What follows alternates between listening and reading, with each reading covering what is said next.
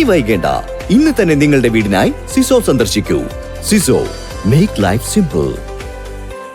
കവിതയുടെ കാർണിവലിന്റെ 3-ാം ദിവസം വേദി 1-ൽ വടക്കൻ പാട്ടിന്റെ ചരിത്ര സാംസ്കാരിക ഭൂമിശാസ്ത്രം എന്ന വിഷയത്തിൽ പി പവിത്രനും, മുഹിയുദ്ദീൻ മാല സൂഫിജ്ഞാനത്തിന്റെ കാവ്യഭാഷ എന്ന വിഷയത്തിൽ സമീർ ബിൻസിയും, ഉടലിൽ തളിർക്കുന്ന കാവ്യയിടങ്ങൾ എന്ന വിഷയത്തിൽ PM ഗിരീഷും പ്രഭാഷണം നടത്തി.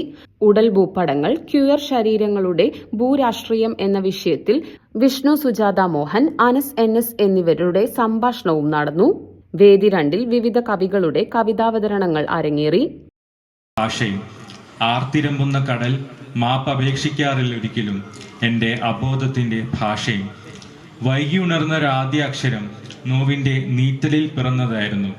വൈകിയുണർന്നൊരാദ്യ അക്ഷരം നോവിന്റെ നീറ്റലിൽ പിറന്നതായിരുന്നു.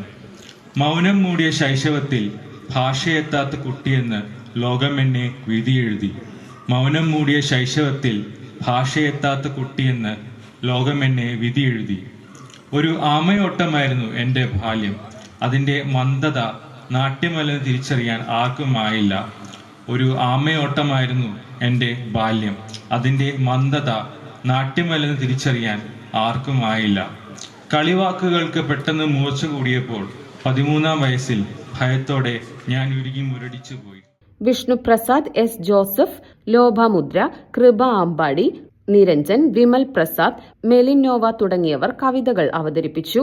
വേദി 3-ൽ പുസ്തക പ്രകാശനം, വിവർത്തന കവിതാവതരണം, പ്രതിനിധികളുടെ പ്രബന്ധാവതരണം എന്നിവയും നടന്നു. വേദി 6-ൽ ചിത്രപ്രദർശനം, പുസ്തക പ്രദർശനം, കാർട്ടോഗ്രഫി, ഇൻസ്റ്റലേഷൻസ് എന്നിവയും ഒരുക്കിയിട്ടുണ്ട്. കേരളത്തിലെ ആദ്യ ലിറ്റററി ഫെസ്റ്റുകളിലൊന്നായ കവിതയുടെ കാർണിവലിന്റെ 9-ാം പതിപ്പാണ് പട്ടാമ്പി ഗവൺമെന്റ് സംസ്കൃത കോളേജിൽ പുരോഗമിക്കുന്നത്. 3 ദിവസങ്ങളിലായി നടക്കുന്ന പരിപാടി ഞായറാഴ്ച സമാപിക്കും. 7 വേദികളിലായി നടക്കുന്ന കാർണിവലിൽ ഇന്ത്യക്കകത്തും പുറത്തുനിന്നുമുള്ള പ്രമുഖ എഴുത്തുകാരും സാംസ്കാരിക പ്രവർത്തകരും പങ്കെടുക്കും.